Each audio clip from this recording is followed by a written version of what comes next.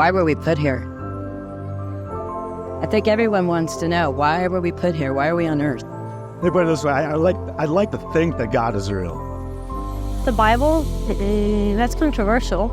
Thank you for asking. Why would anybody want to create people who do horrible things to each other? It doesn't make any sense. I'd like to think Jesus is a great person. It's to me, it's a silly story. It's just a storybook written by some people about some character. I do think God is so big and so vast that we'll never get to know him exhaustively. I don't know. I don't know if there is one. I just pretend, I guess, and hope that there's something else out there. I think I'd be ignorant to say that Christianity is the only right religion. I don't know what the right religion is. It's just what I believe it is. My view on anyone who claims to have a monopoly on truth is that there's no one truth about anything. I think that a lot of religions say the same thing in different ways. I was raised atheist. I don't believe in a higher power, but I also don't claim to know everything about the world.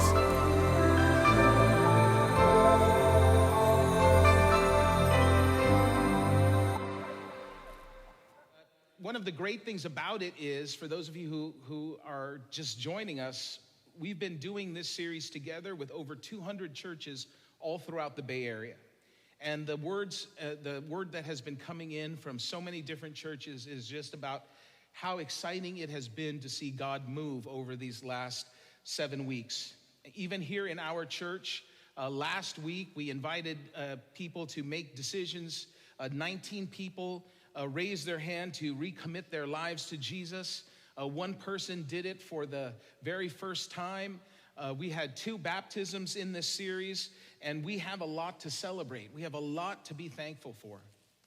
One of the things that is easy for us to do is to be thankful when there's good stuff happening. Some of you know my brother. My brother comes here often.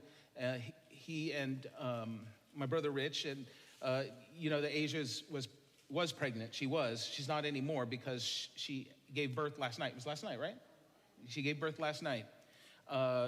Yes, so congratulations to them. 4-pound baby, but 16 inches long. So that guy is tall. 17 inches long. So tall and long. But we got news that she had given birth. We were at the hospital. But then they ran into complications, and there was some issues with bleeding. She had to go back into surgery twice. And Terry and I were sitting there in the cafeteria because the regulations now for going up to the rooms. It's like they practically have to do a body scan to get people up there, and so we had to wait, and you could only wait outside or in the cafeteria, and so we were waiting in the cafeteria. And I was thinking about today's message, and it just occurred to me that it's rare that in the times where a crisis is happening or something, what you would describe as bad is happening, that your approach to it is to say thank you, is to be thankful. It's easy to be thankful when everything is great, when we receive great news, when things are going well in our lives. It's almost impossible to try to be thankful when you're in the middle of a crisis, when you're in the middle of something that is not so good. And that's where I want to take us today, because as we close out this series and as we celebrate, because like I said, we do have so much to celebrate, but I also want to take us to a place where whatever this series did for you, for those of you who have been watching us faithfully online, we've actually had a spike in online viewership throughout this series for people for the number of people who've been watching us online. And I want to make sure that as we close out our time together, that one of the things that we talk about, especially with Thanksgiving coming up, is that how important it is to be thankful, to be grateful, to have gratitude in our lives. And to do that, I want to take us to a story, an event that happened in Jesus's life, and it's recorded by a man named Luke. Luke was not one of Jesus's disciples, but Luke interviewed a whole bunch of people including many of Jesus' disciples, Jesus' mother, other relatives of his, and he put together what he described as an accurate account of what actually happened in Jesus' life. Luke's manuscript that he wrote survived to today. It is part of the Bible in the book that we call Luke, and Luke writes about this encounter that Jesus had this way. It's in chapter 17, and this is how Luke says it. He says, as Jesus continued on toward Jerusalem, he reached the border between Galilee and Samaria. Now, this is a significant thing that Luke is telling us, because Jesus going to Jerusalem means that Jesus was headed to Jerusalem for the very last time. He was headed to Jerusalem knowing that when he got there, he would be betrayed, he would be arrested, he would be beaten, and he would be killed. And so he's making his way back to Jerusalem, and Luke tells us that he is in this gray area between the area that's called Galilee, which is right up against the water, and another area called Samaria. Luke goes on and he says, this is Jesus, as he entered a village there, 10 men with leprosy stood at a distance. So leprosy, if you don't know, is a disease that causes your skin and appendages to just fall off. It eats your skin. And it was very, very prominent back then. Today, we hardly ever see it. But back then, people got leprosy all the time. It was very, very contagious. And if you got leprosy, if you had leprosy, you were considered by the people, the Jewish people at the time, you were considered to be unclean. And if you were unclean, you were not allowed to live inside the village. You were not allowed to go near any people. You had to be off by yourself. You were rejected by society. Now today, if someone had leprosy or some other debilitating physical condition that is super contagious, we would stay away from them. We would bring them someplace where they would be safe and the people caring for that person would be safe, but we wouldn't be mad at them, right? We wouldn't blame them. We would have pity for them, wouldn't we? We would empathize with them, but we wouldn't blame them for their condition. Most of us would respond to somebody who had that happen to them with compassion. But in that time, if you had leprosy, what they understood was that the reason that you had leprosy is because you did something to anger God, or your parents did something to anger God, or their parents did something to anger God, and because they got God angry, they are suffering with leprosy. And especially if you got something as serious as leprosy, then whatever you did, they were thinking, or whatever your mom and dad did, must have been pretty bad. So when people back then would walk along and they would see someone with leprosy, they didn't have compassion for them. They didn't want to do what they could to help them. They were angry at them. They were annoyed at them. They didn't want to see them anywhere. They treated them with contempt. They treated them with disgust. And if they ever dared to come around regular people like you and me, boy, would they would really be upset. Don't come near me. And so that's why these 10 men who had leprosy stood at a distance. Right? They weren't near the road. They were far away. They were at a distance. And the 10 men with leprosy, they stood together. You know why? Because the only people who hang out with lepers are lepers. And so they stood together. But they saw Jesus.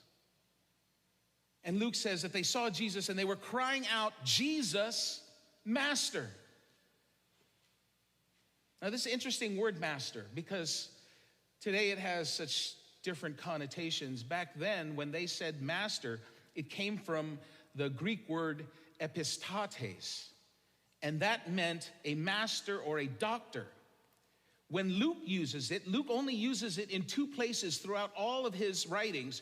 when Luke uses that word, he refers to somebody that has authority, but not like authority like a police officer or a king or a governor would have authority. He was talking about the authority to miraculously heal. That was the word that these men were using when they saw Jesus. They said, "Jesus, Master." And he says, "Have mercy on us." Interesting thing, this group of 10 men who had leprosy, they were a multicultural, multiracial group. They were from different places that normally wouldn't hang out with each other. Normally, they would be fighting with each other. But there's something about this crisis that brought them together, that made them come together. And there they were, standing together at a distance, praying together, crying out together. Because there's something about a common misfortune that brings us together. And they say, "Have mercy on us." Have mercy on us is a cry that recognizes that there's nothing more that I can do. You ever been there? In that situation where you've tried everything and you finally come to that realization that there's nothing more I can do. And so you just say, "Have mercy on me." You have the ability to do something. Have mercy on me. That's all they can do. Put themselves under Jesus' authority and say, "Have mercy on me." And listen to what Jesus says. He says, he looked at them because they're at a distance.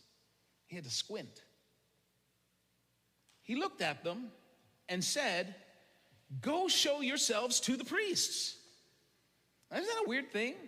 Go show yourselves to the priest. Like, here's this guy and he says, "I need your help, please, you can help me." And he says, "Go show yourself to the priest."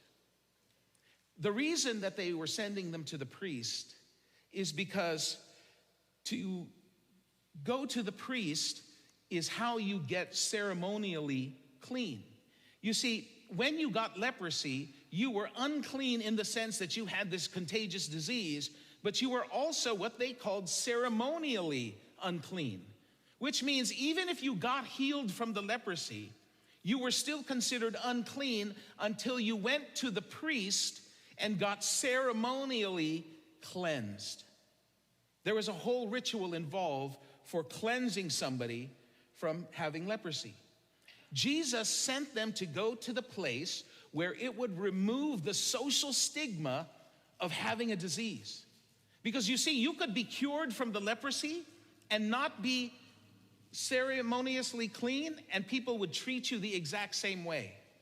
Because it was not so much about this, it was about what they perceived that God was doing to you because of whatever it was that you did. In one of the Old Testament books, in the book of Leviticus, it actually outlines the entire process for a priest to ceremonially clean a person after he had been healed of leprosy. Check out this list of the things that the priest needs in order to ceremonially clean somebody: 2 live birds, a cedar stick, scarlet yarn, a hyssop tree branch, a clay pot filled with water, 2 male lambs, 1 female lamb, 6 quarts of flour, and 1 cup of olive oil. It looks like Easter dinner. But that is all of the things that the priest needed in order to cleanse a person from being unclean. Not only that, they had to bathe a couple of times, they had to shave their whole body, they even had to shave their eyebrows in order to become cleansed. But remember, this isn't what you do in order to be healed from leprosy. This is what you do once you are healed from leprosy to be declared clean. You only go to the priest after you have been healed. And they had not been healed yet. The men are still standing there. They still have leprosy, and Jesus says, "Go start walking. Go to the priest." Now, if it was me, the first thing I would have thought if I heard Jesus say, "Start walking to the priest," I would have said, "Hold on. I can't go to the priest right now. My finger is about to fall off. I can't go. I still have leprosy. I'm not allowed to enter the city. I'm not allowed to be near any people. I'm not even allowed into the temple. I'm not allowed anywhere near the temple. The priest, if he saw me, he would start throwing things at me. I cannot go to the priest right now. I still have leprosy. And you know what I would say to myself? And maybe if I had the courage, what I would have said to Jesus, I would have said to him, heal me first, and then I'll go to the priest. Isn't that what you would think? Isn't that what you would want? Jesus, if I'm going to go and do that, heal me first. Isn't that what we always think? Lord, give me a raise at work and then I will start to tithe. Lord, let me survive this heart attack and then I'll start to eat healthier. Lord, make my boyfriend propose to me and then I'll stop sleeping with him until we're married. In other words, answer my prayer first and then I'll do what you want me to do. Isn't that what we do? Isn't that how we negotiate with God? God, do this for me and I'll do that for you. But this isn't what the lepers did. You know what the lepers did? They walked. And Luke says that as they went, as they walked, they were cleansed of their leprosy. You see, waiting to be healed and then walking to the priest is not an act of faith. But walking to the priest and trusting while you still have leprosy that by the time you'll get there, what needs to happen will happen, that is an act of faith. And these 10 lepers stepped out in faith. They made the decision that they were going to trust Jesus. They did exactly what Jesus told them to do. And even when they didn't see the healing, and even when they didn't feel the healing, and even when it felt like nothing had changed, they did what Jesus said to do. And they received their healing. They did what Jesus said to do, and their prayer was answered. Their prayer wasn't answered until after they believed. And this is what Jesus had been saying to people over and over again. Jesus would say, your faith has made you whole. Over and over again, your faith has made you whole. And these 10 men started walking. And they started by doing what it was that Jesus told them to do. And as they walked, they believed. And as they believed, they were healed. Now look at what happens next. One of them, when he saw that he was healed, and I think about this a lot because sometimes I can have these weird thoughts, right? But I just feel like he's got a part of his ear that's just dangling and is about to fall off. And so he's whipping it around. He can feel it flapping in the wind. And then all of a sudden he's like, wait a second. And he reaches up and he feels his ear and it's whole again. And he looks at his hands and he realizes that he has been healed. The leprosy is gone. And so here's this one guy. He saw that he was healed. He came back to Jesus shouting, praise God. He fell to the ground at Jesus' feet, thanking him for what he had done. He didn't go to the priest first. He was thankful first. The first thing he did. And in this one short phrase, the leper did 4 things when he realized that he was healed that I believe are 4 things that you and I need to remember and realize whenever we need something to be healed in our lives. The first thing that the leper did after he realized he was healed, it said he praised him. He praised him. He was shouting, praise God. In other words, he was giving recognition to the one who had healed him. He didn't say, oh man, this was such great luck. Right? He didn't say, finally something good happened to me. He said, he was the one. God was the one. Praise God, he was the one that healed me. The first thing he did was praise the one who healed him, recognize the one who healed him. The second thing he did is he shouted to him. Now, in that culture, you don't shout at people. And you especially don't shout at a rabbi. But you know what? These guys, they didn't care about what anyone else thought. They didn't care what anyone thought about them. They were, he was excited, and he shouted. And then he fell down at Jesus' feet. Falling down at somebody's feet back then is exactly the same thing that it is today. It is a signal of surrender. It is a signal of giving up. And this man fell down at Jesus' feet because he was surrendering his life to Jesus. And then he thanked him.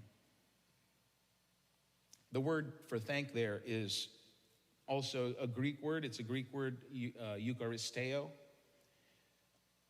Eucharisteo means to give thanks. Comes from the root word charis, which means grace. It's from a family of words that mean gift or rejoice. They mean joy, to give thanks, and also for grace. That's the word for grace. In fact, eucharisteo is the same word that Jesus uses in the Last Supper when he takes the bread and he gives thanks to God for it. That's why we say grace at meals. You ever wonder why people say grace at meals? That's where it came from. It came from the word charis, which means grace. Eucharisteo, which means to give thanks. So we give grace, we give thanks at meals because when Jesus ate his meal, he gave grace. He gave thanks. Notice the next thing Luke says. Luke says, this man was a Samaritan, right? Now, the reason that Jesus points this out is because he's a Jewish rabbi. And the man that was coming back to him was a Samaritan. And in that time, the Samaritans and the Jews did not get along. That was a race war between those two. And this man, normally, as a Samaritan, wouldn't even talk to a Jew, especially to a rabbi. And a Jewish rabbi would never speak to a Samaritan. And so Jesus is recognizing something. That it doesn't mean that just because you are of the same faith, the same heritage, because you're the same group, it doesn't mean that you can't give thanks. He says, this man was a Samaritan. And then Jesus, and if you read this without knowing who Jesus is, this might kind of sound like an insult. But if you know who Jesus is, you'd think this is pretty funny. Jesus asked, man, didn't I heal 10 guys? Weren't there 10 guys here? Where are the other 9? Seriously? Come on. The other, of all the 9, only one of the 10, only one of them came back. And he says, has no one returned to give glory to God except this foreigner? And I'm not sure what the connotation of foreigner is, but it was actually a term that was offensive to people. The ancient Jewish historian Josephus, who we talked about last week, in his book Antiquities, one of the things he wrote about was this event, and he leaves out the phrase foreigner because he's afraid that he's going to offend the non-Jewish readers who are reading his book. And then he says, and Jesus said to the man, and listen to what he says. He says, stand up and go. And once again he says, your faith has healed you. You know that phrase, your faith has healed you, is also sometimes translated as your faith has saved you. The inference here is that there's something more than just physical healing that was happening. Something more was happening there than simply the removal of the leprosy. Of the 10 men that Jesus healed, only one came back to say thank you. And Jesus says to him, your faith has saved you. Now, you know, it's interesting, throughout this year, I was going to say this last couple of weeks, but really throughout this whole year, I've been getting so many emails, phone calls, having conversations with several of you about everything that's going on in the world today. Everything that's going on around the world, everything that's going on in our country, everything that's going on here in our neighborhoods. There are crime issues everywhere. There are businesses closing down. San Francisco, once known as one of the most beautiful cities to visit, even to live in, has seen such a massive drop in tourism, in businesses that are closing down in the city. You know, that things are really getting challenging when McDonald's closes down. And a McDonald's, the one downtown, just closed down. Food prices are going up. Gas prices are going up. Interest rates are going up. The culture wars are heating up again. We're coming up to election time again. It feels like the country is more divided than ever. And we can easily get to this place where we feel like we're worried all the time. And for a lot of us, the frustration is that to a very, very large degree, there is nothing that we can do about any of the things that are happening around us. And that's why it's important, like that leper, to have an attitude of gratitude. It's so important and so powerful. In fact, the best way to attack, to dispel, to destroy worry in our lives is by being grateful. A lot of times people will ask me, they'll say, Pastor, how do I know what God's will is for my life? I want to follow God's will for my life. If I told you today what it was, would you do it? Here's Paul, writing to the church in Thessalonica, one of the ancient cities in that time. And listen to what he says. He says, be thankful in all circumstances, for this is God's will for you who belong to Jesus Christ. Now, when I read this, my first reaction might be the same as yours. It's easy to be thankful when I'm blessed. I mean, if that is the situation, if that's my circumstance, sure, I can be thankful. It's easy to be thankful when God answers my prayers. It's easy to be thankful when everything is going my way. But how can I be thankful when I find out my parents are getting a divorce? How can I be thankful when I just lost my job? How can I be thankful when my son or my daughter is sick? With everything that is happening around the world and everything that is happening in my own world, how can I be thankful? I mean, what is Paul really saying here? Is he saying, listen, you need to be thankful that your parents are splitting up? Is he saying you need to be thankful that you lost your job? Is he saying that you should be thankful that your child is sick? That's not what he's saying. Listen to what he says. He says, be thankful in all circumstances. He doesn't say be thankful for all circumstances. He says to be thankful in all circumstances. See, Paul is challenging us to find reasons to be thankful even when our circumstances say that we shouldn't be. Paul is encouraging us to find things to be thankful for, even if we are in the toughest situations. Because thankfulness in our circumstances allows us to rise above our circumstances. Thankfulness in our circumstances lets us see beyond our circumstances. And no matter the circumstance you're in, there are always reasons to be thankful in them. For years I've been in the senior living industry. And older people, they are absolutely great to work with because they are so different and they have honed their personality. When you're younger, you try to be like different personalities for different people. When you get to a certain age, you're just you. It's take it or leave it. Like, if you don't like it, get out of my way because I know where I'm headed. There's a story of an old lady who was being moved to a nursing home that she had never been in before. She was blind and she was in a wheelchair, and she arrived at the nursing home and the attendant took her and was wheeling her to her room and told her, this is your room, and wheeled her in. And she said, oh, this is the most beautiful room. I love it here. And the attendant questioned her. How can you love it here?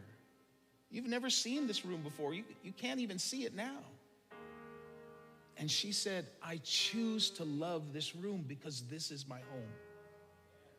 She said, every morning you wake up with a choice. You can either focus your life on the things that you don't like about it, or you can focus on the things that you do like about it. And she said, I am choosing to love my room because this is where I'm going to live. If you are a follower of Jesus, it is even more important. In fact, we have an even more special reason to adopt an attitude of gratitude. Because no matter what times may look like to us, God has all of time in his hands. No matter what you are facing right now, no matter what situation you are in right now, God has all of that in his hands. In fact, Matthew would record Jesus essentially saying, don't be anxious about tomorrow. God took care of your today. He's got your tomorrow too. A couple of years ago, there were two professors at Indiana University who did a research project on people who have an attitude of gratitude. And they discovered two things. Number one, gratitude unshackles us from toxic emotions. And number two, they found that gratitude actually has lasting physical health benefits to your brain. This was their conclusion. Developing gratitude in your life changes your brain and your entire self for the better. Dr. Henry Cloud, who, if you've never read any of his books, I highly recommend them. But he wrote this, he said this once, he said, our brains and our bodies are wired to respond, to come alive, and to do better when we are practicing certain activities. Now listen to what he says. He says, when we give thanks, our chemistry changes in a positive way. Your body actually physically responds when we are thankful. And so what I want to invite you into, starting today and over the next 3 weeks, is into what Dr. Jim Burns calls thank therapy. Thank therapy. Thank therapy is simply focusing on the many things in life that you have to be thankful for. Now, like any kind of therapy, thank therapy is not easy in the beginning, but it gets better and easier as you go. What Dr. Burns did is he recognized, you're always told it takes about 3 weeks to form a habit and another 3 weeks to solidify that habit. And so one day he was in a funk and he just didn't know what to do. And so he got a notebook and he wrote at the top of the page, what did he write on the top of the page? 20 reasons why I'm thankful. He just took a page and he put 20 reasons why I'm thankful. It was, for him, the beginning of thank therapy. And he could easily get through the first 3 or 4, the things that we would all write. Thankful parents, children, wife, husband, job, blah, blah, blah, blah, blah, blah. Once you get to around 8 or 9, you start running out of things. It took him a while to get through that first 20. But as he continued on, he did the same thing every day for 21 days. And he found that it changed him. That on the 20th day, he saw so many more things to be thankful for. That he got a parking ticket and he realized that he's thankful that he had a car to park in that space where he got the ticket. How many of us look at the world that way? Part of the reason we don't is because we don't think about it. So I want to invite you into thank therapy for us together as a church. So this is what I've done. I made a little thank therapy journal. It says 21 days of gratitude, and you open it up, and there's a place for you to write your name, just like when you were in the 3rd grade. And then there's 21 sheets. And each one says 20 reasons why I'm thankful. And all you got to do, starting today, do it with me, 21 days. We're going to write 20 things that we have to be thankful for. Now, I'm going to tell you right now, you're going to struggle through the first couple of days to come up with 20 things. It's okay. It's understandable. But if you hang with me over the next 3 weeks, that means through Thanksgiving, Black Friday shopping, the first week of December, if you hang with me through these 3 weeks, and we do this every day, once a day, for 21 days, I guarantee you, you're going to look at the world differently. I guarantee you, you will look at your world differently. And I guarantee you that there will be benefits you won't even see, but you'll be able to see so many things in your world that you have to be thankful for. So, Dino, would you help me out? Oh, and Jack, you want to help Dino out? There's a box right there that has all of these in it. And we're just going to take a minute. And if you would like a thank therapy journal, it's very short, 21 days. You just raise your hand as these guys come by and take one. If you don't want one, it's no problem. There's some of us who are already thankful, and you're living a good life, and so good for that. For those of you who are watching us online, if you are watching us online and you would like to get one of these, if you leave a comment and let us know where we can send it to you, we'll either send you a physical one if you are nearby, or we can send you a PDF version that you can print out and take with you. But if you would like one, just raise your hand and the gentleman will get one to you. Let's do this together. Let's start today, and we'll go 21 days. And then on the 22nd day, we'll be back here, and let's see how things went. And as you go, if anything interesting or exciting happens, would you just drop me a text or an email and let me know, because it is one of the things that I love to be able to do is to celebrate with you. If you have a spouse or a child who is not here and you want to get an extra copy, we should have several extras, so just let the guys know and they will get one to you. We all, regardless of what is happening, wherever we are, we have lots of things to be thankful for. Now listen, I know you might be thinking 21 days, that's a lot. It's not. It's 5 minutes a day for 21 days. That's 105 minutes over the next 3 weeks. That's not a lot of time. Are you willing to invest 105 minutes into creating a habit that will benefit you for the rest of your life? 105 minutes to make you happier, to make you wiser, to make you healthier, to make you more focused. You'll be more focused on the good things that are happening in your life, the right things, the beautiful things that are happening in your life for 5 minutes a day. 105 minutes. That's one Hallmark Christmas movie. That's the one half of football plus the halftime show. It's 3 lunch breaks. That's all you need. And you can make a huge difference in your life. We have a lot to celebrate. We have a lot to be thankful for.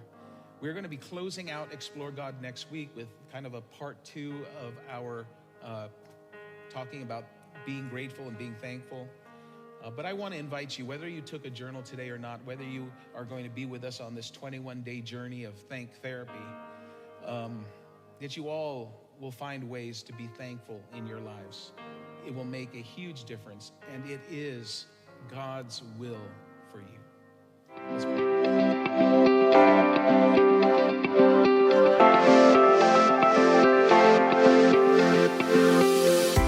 Thank you for joining us for this week's message. Gracepoint Church is located in South San Francisco, California. For additional content or to find out more information about Gracepoint Church, visit us online at wearegracepoint.com.